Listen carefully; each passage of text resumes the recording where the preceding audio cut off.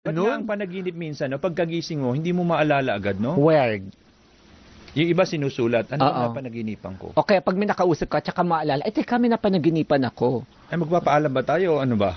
Sabi mo, gusto mo sa dati to guys. I will pass po. Good night, bukas ulit, sleep well.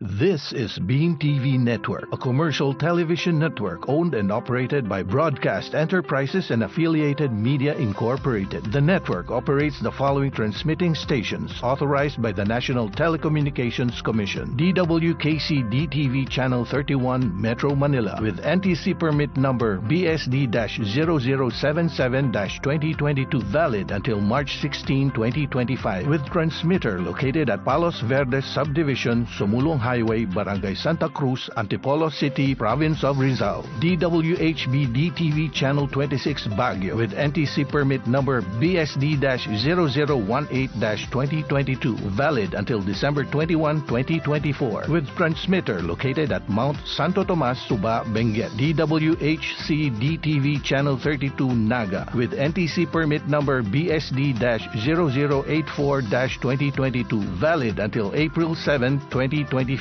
with transmitter located at Barangay Triangulo, Naga City. DYRM DTV Channel 26 Iloilo with NTC permit number BSD-0070-2022 valid until March 8, 2025 with transmitter located at Barangay Alagisok, Jordan Guimaras. DYCT DTV Channel 31 Cebu with NTC permit number BSD-0016-2022 valid until December 21, 2024 with transmitter located at Babag Hill, Cebu City. DXKC DTV Channel 31 Davao with NTC permit number BSD-0019-2022 valid until December 21, 2024 with transmitter located at Shrine Hills, Barangay Matina Crossing, Davao City. DXBE DTV Channel 31 Zamboanga with NTC permit number BSD-0017-2024 valid until December 21, 2024 with transmitter located at Mount Kabatangan, Zamboanga City.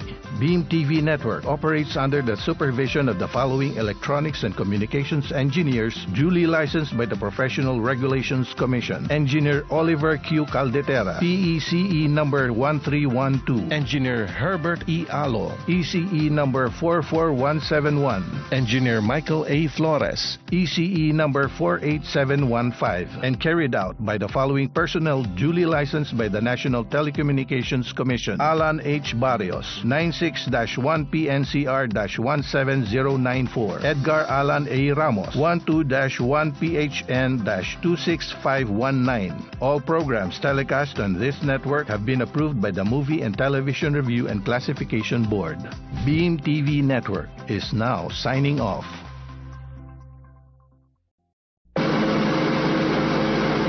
Mga kababayan, ang pambansang awit ng Pilipinas.